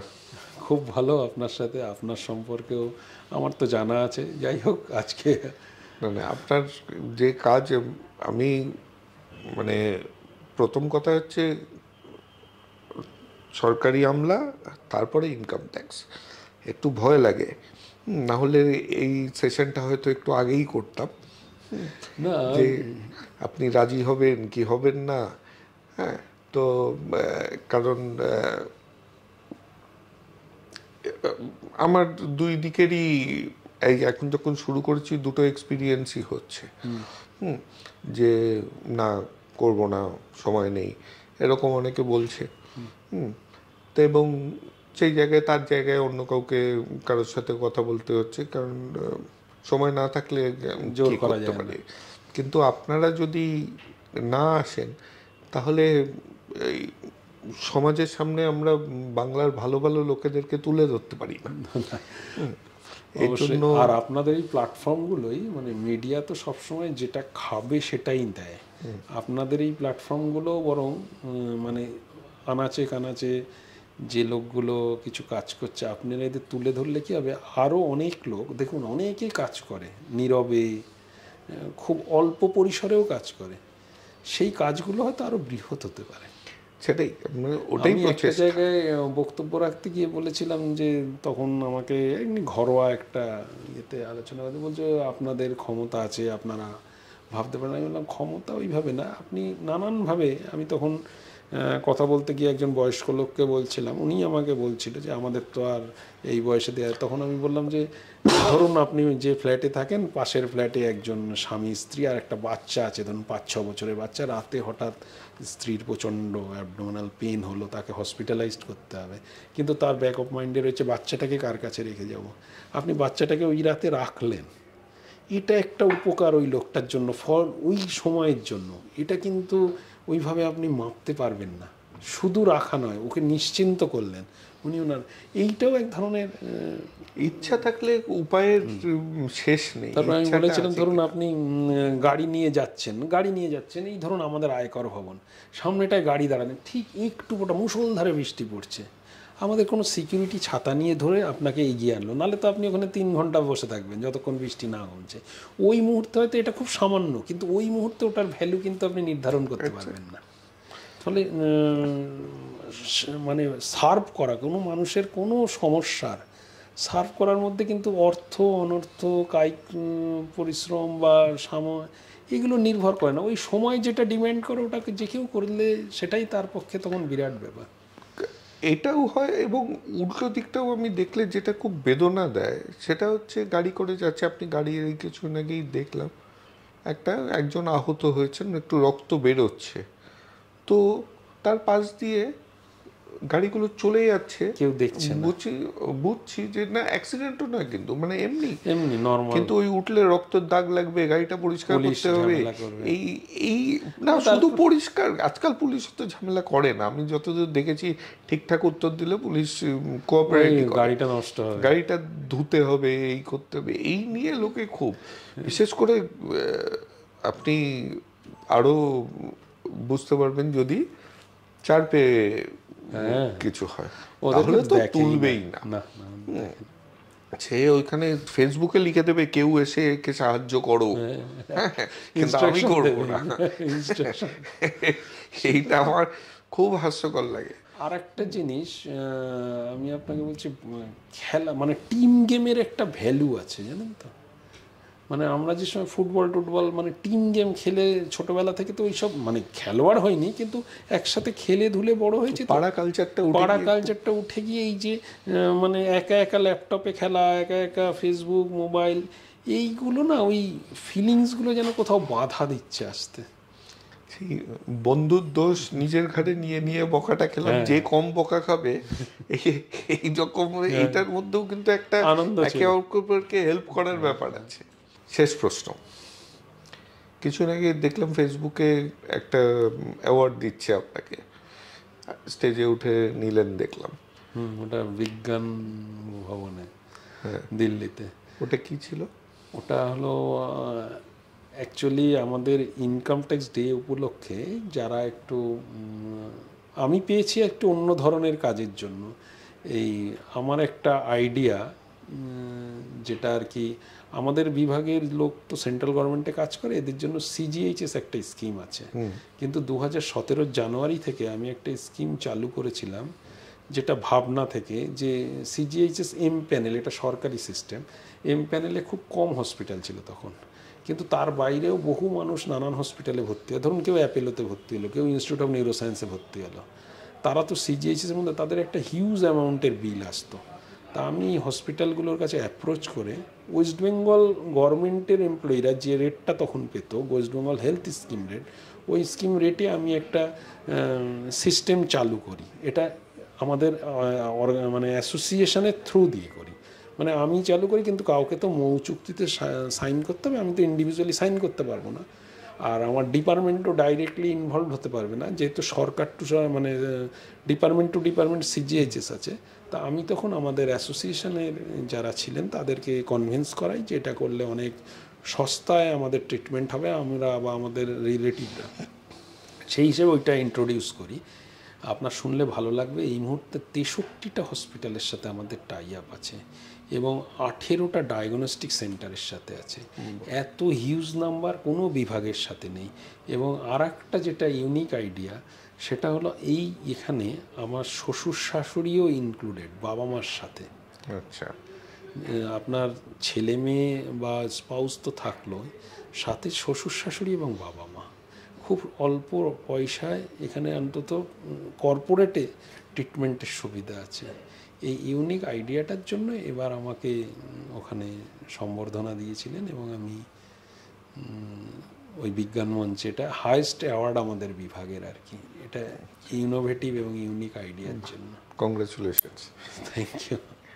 আচ্ছা, আমার না একটা বদনাম আছে, শেষ প্রশ্ন বলার পরে একটা প্রশ্ন করি মিনিমাম, কারণ ভুলে যাই, আজকাল বয়স হচ্ছে তো। তো কারণ আপনি ধরিয়ে দিলেন, আপনার মানে আগের জেনারেশন নিয়ে কথা হয়নি। তো আপনার বাবা কি করতেন? আমার বাবা এই বিভাগেই চাকরি করতেন, আয়করে, ইনকাম ট্যাক্সেই চাকরি করতেন। আমি ইনফ্যাক্ট আগে এলআইসিতে ছিলাম, পরবর্তীকালে এখানে ওই চাকরি ছেড়ে এখানে এসেছি। আমার বাবাও প্রথমে পোস্ট অফিসে চাকরি করতেন, তারপরে সেকেন্ড চাকরি ছিল ইনকাম ট্যাক্স। তো ওনার যে শুনেছিলাম যে যে ব্যাধিটা হয়েছিল, আমি কারোর আগে শুনিনি যে দাঁতে। হ্যাঁ, ওনার যেটা হয়েছিল হলো এখানে একটা সোয়েলিং ছিল, তখন আমি দিল্লিতে। তা আমার কেমন একটা ইনটিউশন কাজ করলো, ডেন্টাল যারা দেখানোর ভাই তখন ছিলেন, আমি তখন দিল্লিতে পোস্টিং, দেখাতো। কিন্তু আমার হঠাৎ মনে হলো, যেহেতু আমি ফাইট ক্যান্সার এনজিওর সাথেও বহুদিন ধরে যুক্ত এবং ফাইট ক্যান্সার এনজিওর জয়েন্ট সেক্রেটারি হিসেবে বহুদিন ধরে কাজ করছি, আমি অনেক অ্যাওয়ারনেস ক্যাম্পে, আমি ওখানে দেখছিলাম সিআরপি ওনার বেশি বারবার বাড়ছে। তাতে আমার সন্দেহ ছিল এটা শুধুমাত্র দাঁতের থেকে সোয়েলিং নয়। ওই তারপরেই ওখানে একটা সিটি স্ক্যান করানোর পর ধরা পড়ে। ইনফ্যাক্ট ডেন্টাল সার্জন যিনি দেখছিলেন তিনি বলছে না না, ওটা অ্যান্টিবায়োটিক দিচ্ছি, কমে যাবে, ব্যথা কমে যাবে। মাড়িতে হয়েছে? হ্যাঁ, মাড়ির এই জায়গাটায় সোয়েলিং ছিল মাড়িটায়, ওটা অ্যাকচুয়ালি নন হাজকিন লিম্ফোমা ছিল। আচ্ছা, আরেকটা জিনিস যেটা শুনলাম কথার মধ্যে, যে আপনার শাশুড়ি মা, যে ওনার মাঝে ডায়াবেটিসের একটা প্রবলেম হওয়ার জন্য উনি প্রায় মানে হসপিটালে যদি ঠিক সময় না ভর্তি হতেন আচ্ছা আচ্ছা, ওটা আমার তাহলে মিসেস হয়তো, বলেছে। হ্যাঁ, কারণ উনি বললেন যে আমি এটা কোনোদিন ভুলবো না, কারণ জোর করে হসপিটালে ভর্তি করলো। ওটা হয়েছিল হলো ওনার অ্যাকচুয়ালি একটা সেরিব্রাল স্ট্রোক হয়েছিল, মাইল্ড। তা লোকাল ডাক্তার দেখান, উনি ইঞ্জেকশন দিয়ে বললে, তখন ডক্টর বিভু চক্রবর্তী বেঁচে ছিলেন, খুব অসাধারণ ভালো ডাক্তার আমাদের বারাসাতের বুকে। বিভুদাকে আমি ফোন করি, বিভুদা এরকম হয়েছে শাশুড়ি, বলে হ্যাঁ হ্যাঁ এই ওষুধগুলো দিয়েছে, ঠিক আছে কাল সকালে নিয়ে এসো। তখন সিটি লাইফের সাথে বিভুদা যুক্ত ছিলেন বারাসাতে। তা আমি তখন অফিসেই থেকে ফিরছি আর কি। তারপরে আমি ফিরে ওনাকে দেখলাম যে খুব একটা ভালো লাগছে না। তা আমি তখন বললাম ঠিক আছে বিভুদা যা বলে বলুক, সিটি লাইফে নিয়েই যাই। আমি সিটি লাইফে ফোন করি, ওরা সব চেনে টেনে আমায় নিয়ে আমি ওই গাড়িতে করে সিটি লাইফে ভর্তি করে দিয়ে আসি। তা পরের দিন সকালে বিভুদা অনেকবার ফোন করেছে, তা যে কোনো কারণে আমি অনেক রাতে ফিরেছি, ওনাকে ভর্তি টর্তি করিয়ে আমার ফোনটাও চার্জে ছিল অন্য ঘরে, শুনতে পাইনি। তারপর ওনার পর ফোন করলাম, বললো আরে তুমি আমার কথা শোনোনি, ভালো হয়েছে, তুমি খুব ভালো ডিসিশন নিয়েছো। অ্যাকচুয়ালি রাতের দিকে আমার শাশুড়ি মায়ের একটা কনভালশন হয়, এবং কনভালশনের দাঁতটা একটা দাঁত ভেঙে যায়, ভেঙে গিয়ে ওটা এরকম ভেতরে ঢুকে যায়। এটা যদি বাড়িতে হতো, এটা বাড়িতে হলে নিঃশ্বাস আটকে যেত। উনি সেটাই বললেন, যেহেতু ওটা ইয়েতে ছিল, মুখে মাস্টার্স পরানো ছিল স্যালাইনের ওখানে আটকে যায়, তাতে উনি এবং অ্যাসপিরেশন হয়, মানে অ্যাসপিরেট করে আর কি, খাদ্য যেগুলো ছিল সেগুলো লাঙে জমে যায়, এবং উনি খুব সিরিয়াস হয়ে যান। তারপরে 2-3 দিন খুব সিরিয়াস ছিলেন, লাঙে খাদ্য এসে যায়। তো ওইটা উনি আর কি আমার মিসেস টিসেসদের বলেছিল যে এই যাত্রায় ওর ডিসিশনই বাঁচিয়ে দিল, এইটাই উনি হয়তো বলেছেন। না, এটা তোলার কারণটা হচ্ছে যে আমরা অনেক সময় না মানে এইগুলোকে অবহেলা করি, করতে গিয়ে দুম করে মাঝরাতে কিছু হয়ে গেলে একটু তখন আর সময় অসুবিধা পড়ি। তো আমার বাবার ক্ষেত্রেও তাই, আমি অন্তত ডাক্তারের এগেনস্টে গিয়ে সিটি স্ক্যান করিয়েছিলাম, যে আমার মনে হচ্ছিল সিআরপিটা বারবার বাড়ছে, একটা ইনফ্লেমেশন রয়েছে, এটা শুধুমাত্র দাঁতের প্রবলেম নাও হতে পারে। সেটা তো করোনার সময় না, করোনার আগে, কিন্তু বাবা মারা গেছে করোনার মধ্যে, 64 দিন উনি হসপিটালে ছিলেন। ঠিক মার্চের 20 তারিখ 2020-তে উনি ভর্তি হন, আর মের 23 তারিখ মারা যান। উনি আর বাড়ি ফিরতে পারেননি।